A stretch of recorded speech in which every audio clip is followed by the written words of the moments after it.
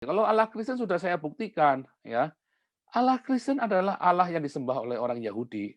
Kita punya kitab yang sama, dan kita menambahkan perjanjian baru, karena Yesus menggenapinya. Nah, sedikit ya. Kristen. Allah Kristen, Allah ini adalah sebuah titel ya, Allah ya. Allah Kristen sama dengan Allahnya Yahudi. Ya, ini supaya jangan salah paham. Tetapi tidak sama dengan Allahnya Islam. Karena Allah Islam tidak bisa dilihat. Kalau Allah Kristen, manusia tidak bisa melihat El, karena El itu alam roh. Kita ini alam jasmani ya, makanya nggak bisa lihat. Tetapi supaya bisa dilihat, maka Allah Kristen mengirimkan Yesus. Yesus adalah wujud dari Allah yang tidak dapat dilihat oleh mata. Yohanes 1 ayat 18. Yesus adalah wujud dari Allah yang tidak dapat dilihat oleh mata. Allah Islam nggak bisa dilihat selama-lamanya. Allah Yahudi pernah dilihat oleh Musa, oleh Abraham. Oh ya, pernah. Nah, tetapi Allah Islam nggak pernah. Adakah satu orang Islam pernah ngimpi ketemu Allahnya? Nggak ada.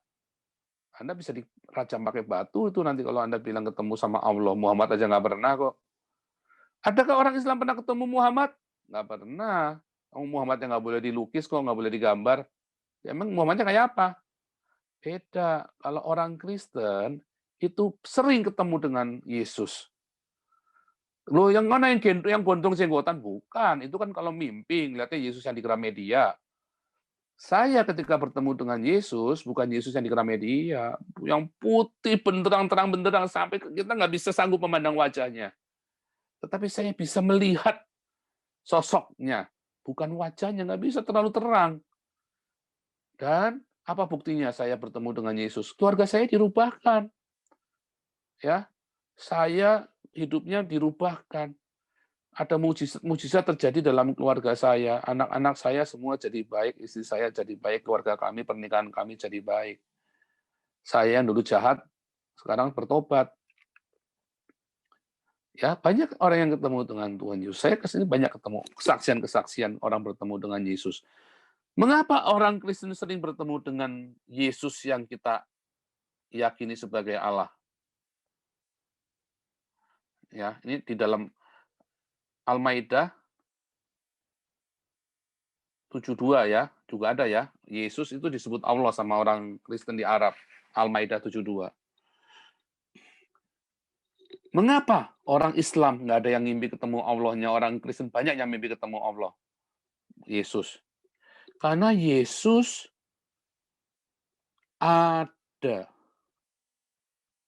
Makanya kita sering ditemuin. Bukan ngimpi ya, lagi duduk begini tiba-tiba Yesus datang. Kalian orang Islam baru sholat, baca Shirathul Mustaqim, baca Al-Fatihah, tiba-tiba Yesus nongol di depan Anda. Tuhan Yesus berkata, akulah Shirathul Mustaqim, akulah jalan yang lurus. Allah Islam nggak pernah dilihat. Mengapa? Karena tidak ada. Allah Islam itu nggak ada, makanya kalian nggak ada yang pernah lihat. Muhammad pun nggak pernah lihat Allahnya. Mengapa tidak ada? Karena itu hanya sebuah ilusi. Allah Islam adalah sebuah ilusi dari seorang penyair kesurupan yang bernama Muhammad. Allahnya orang Yahudi pernah menjumpai Musa. Musa melihat dan disaksikan 2 juta orang Israel, suaranya didengar. Memang tidak mendengar, tapi dengar suara dari Allah di Taurat. Loh, itu Yesus bilang suaranya tidak kamu dengar. Oh iya, Yesus lagi ngomong sama orang Yahudi di zaman itu. Nggak pernah dengar.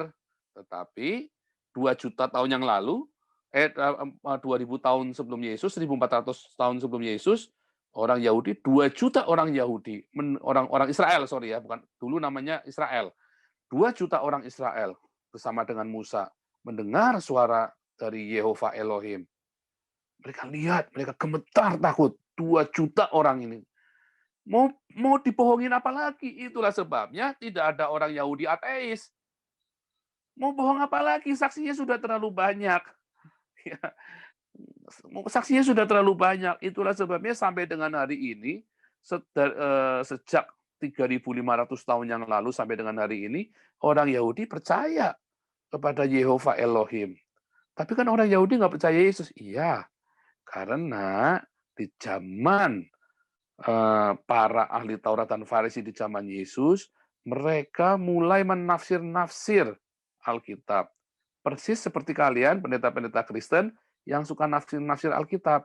Sehingga Yesus dianggap bukan Allah, dianggap bukan Elohim.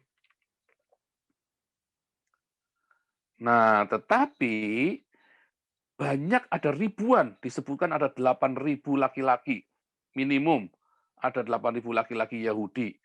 Di zamannya Kisah Para Rasul 2 sampai Kisah Rasul 5 Anda baca, mereka percaya. Dan bahkan ada lebih lagi, bahkan banyak ahli Farisi dan para nabi yang percaya kepada Yesus.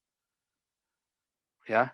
Nah, kalau Anda baca Kisah Rasul, nanti Anda baca Kisah Para Rasul ya. Anda yang Islam, Anda bisa Kisah Para Rasul. Anda yang Muslim, Anda boleh baca ya, pasal 2, pasal 1 sampai dengan pasal 5. Itu minimum ada 8.000 orang Yahudi. Ya, ada 8.000 orang Yahudi yang percaya kepada Yesus. Minimum. Kemudian di pasal-pasal selanjutnya ada banyak sekali ahli Taurat dan orang Farisi yang juga percaya kepada Yesus.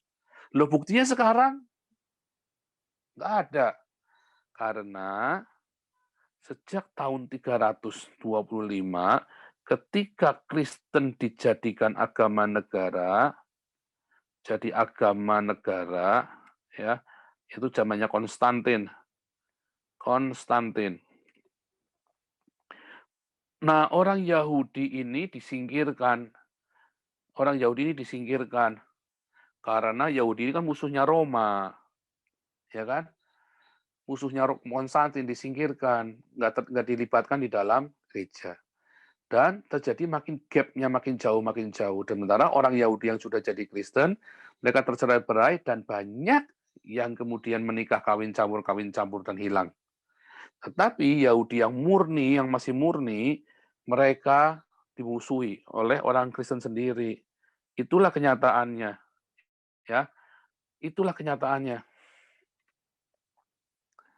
Sehingga akhirnya sejak tahun 325 pun tradisi di dalam gereja Kristen pun sudah banyak meninggalkan tradisi di dalam Tauratnya Yahudi. Contoh Natal 25 Desember. Karena yang betul Yesus lahirnya adalah Hari Raya Sukot. Contoh, Paskahnya hari Minggu. Salah, yang betul adalah Yesus bangkit hari Minggu. Tapi Yesus disalibnya bukan Jumat Agung, tapi hari Rabu disalibnya itu, tanggal 14 Nisan. Gitu ya. Nah, contoh lain lagi, misalnya hari Pentakosta. Pentakostanya adalah 50 hari, bukan ngitung dari ini, tapi Pentakostanya harus ngitung kalendernya Yahudi. Nah, jadi tradisi-tradisi itu sudah mulai banyak bergeser. Salah nggak? Bukan salah, karena dulu adalah kontekstual, supaya kekristenan bisa mudah dimengerti oleh orang-orang yang bertradisi pagan. Tetapi penerus-penerusnya yang nggak belajar. Makanya sekarang Anda harus belajar ya tradisi Yahudi. Bukan menjadi Yahudi, tapi untuk mengerti. Karena kekristenan itu bukan Yahudi ya. Kekristenan itu bukan juga Roma. Tapi kita harus mengerti yang di dalam Torah. Bagaimana cara belajar tradisi Yahudi? Anda belajar. Baca Alkitab Perjanjian Lama secara detail. Itulah sebabnya Perjanjian Lama tidak boleh dihapus. Ya, kalau Anda baca dalam Matius 5, ayat 17-19, bahwa hukum Taurat dan kitab para nabi tidak boleh dihapus. Kenapa? Karena ini adalah bukti otentik dari Kristus yang menggenapi. Supaya Anda tahu bahwa Yesus Kristus itu menggenapi ini. Makanya Anda harus baca ulang Perjanjian Lama, nggak boleh dihapus. Tetapi apakah Perjanjian Lama dilakukan? Enggak. Yang dilakukan adalah Perjanjian yang baru. Dilakukan secara hurufiah. Ya, teman-teman yang di ini boleh ya. Mudah-mudahan cukup jelas penjelasan saya ya, bahwa Allah Islam itu beda dengan Allahnya orang Yahudi. Tapi Allahnya orang Yahudi sama dengan Allahnya orang Kristen. Adapun kalau orang Yahudi tidak mengakui Yesus Kristus sebagai Allah, hanya sebagai rabi yang baik, nah itu bukan menjadi suatu masalah. Karena yang paling penting adalah kita memberitakan Yesus sebagai Tuhan segala Tuhan. Nah, kalau tadi kita lihat, ternyata bagi orang Yahudi, Elohim itu nggak penting. Yang paling penting itu yang Yehova itu. Ya, bagi orang Yahudi, yang paling penting itu Yehova, bukan Elohim. Anda harus tahu bedanya. Ya, saya ulangi ya, supaya Anda jelas.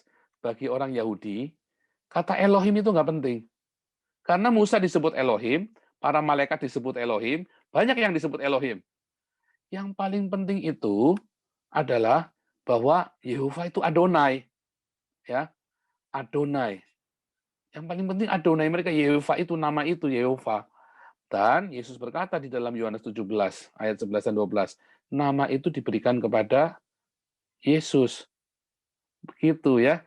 Dan kalau Anda baca ayat selanjutnya, maka milik dari Allah, milik dari Bapa adalah miliknya Yesus. Segala milikmu adalah milikku. Nggak ada orang dimanapun yang berani ngomong begitu, hanya Yesus Kristus. Gitu ya.